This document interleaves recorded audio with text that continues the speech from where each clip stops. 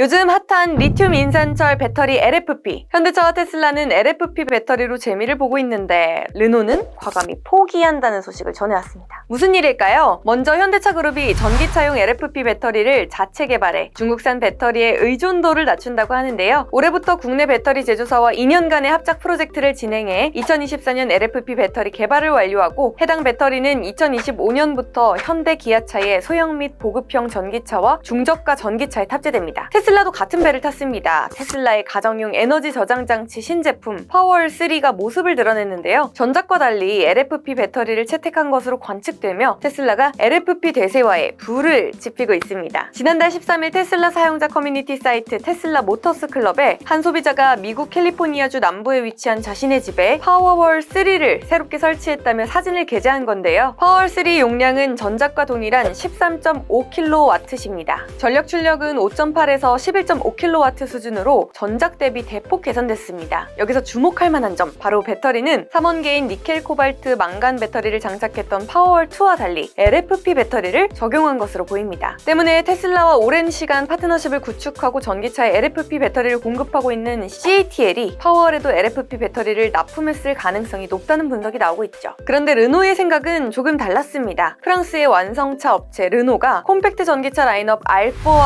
R5에 리튬 인산철 배터리 적용을 고려하지 않기로 한 이유가 전해져 눈길을 끌고 있는데요. 프랑스의 자동차 전문 매거진 로또모빌은 지난 2일 질르 보르뉴 르노 엔지니어링 총괄과의 인터뷰를 게재했습니다. 그에 따르면 콤팩트 전기차 R4와 R5는 80%에 달하는 부품을 공유하면서 규모의 경제를 실현하는 방식으로 가격을 낮췄는데요. 하지만 전기차의 원가 중 가장 큰 부분을 차지하는 배터리는 저렴한 LFP 배터리가 아닌 3원계 배터리를 적용했죠. 차량 가격을 낮추기 위해 글로벌 완성차 업체들이 앞다퉈 LFP 배터리를 도입하고 있는 와중에 이 NCM 배터리를 장착하기로 한 이유는 무엇일까요? 그는 플랫폼 통합을 이유로 들었습니다. 질르 보르뉴 엔지니어링 총괄은 플랫폼 통합을 이유로 2021년 초 NCM 배터리를 유지하기로 결정했다면서 R5를 전장 4m 이하로 유지하려면 밀도가 낮고 부피가 큰 LFP 기술이 문제가 됐다고 설명했는데요. LFP 배터리가 같은 배터리 용량이라면 훨씬 더 무겁기 때문에 러닝 기어, 브레이크 등을 키워야 해 부품 합리화에 영향을 미쳤다고 말했죠. 그러면서 그럼에도 불구하고 합리적인 가격으로 R4와 R5를 제공할 수 있겠느냐는 물음에는 같은 배터리 용량이 장착되는 것보다 약 원가를 30% 줄였다며 충분히 가능하다고 설명했습니다. 과연 LFP 배터리 차세대 기술일까요? 혹은 과도기일 뿐일까요? 자세한 내용 한양대 이정환 교수가 알아봤습니다.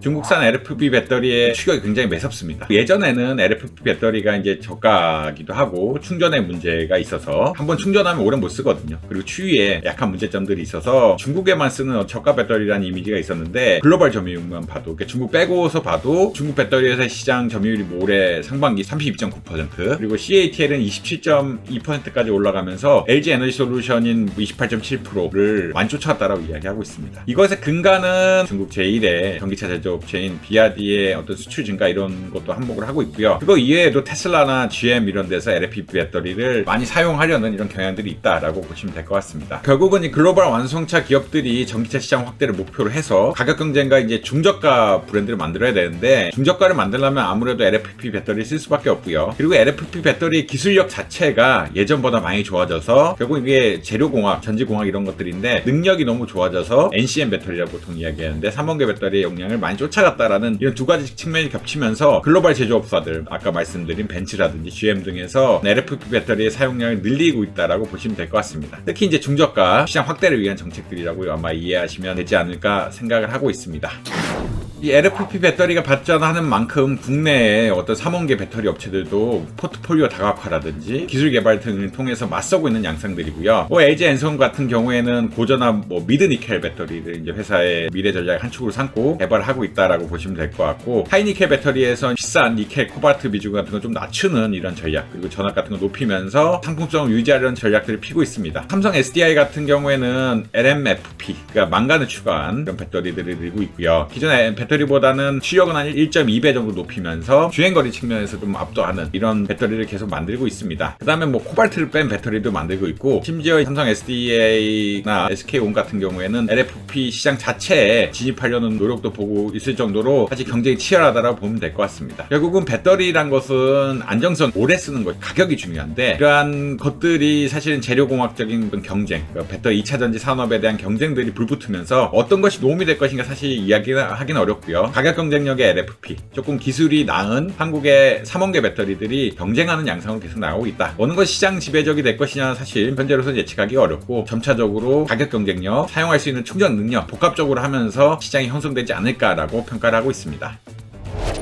오늘 덕으로에서 준비한 소식 어떠셨나요? 더 자세한 내용이 궁금하시다면 덕으로 홈페이지와 유튜브 구독을 통해 만나보시기 바랍니다.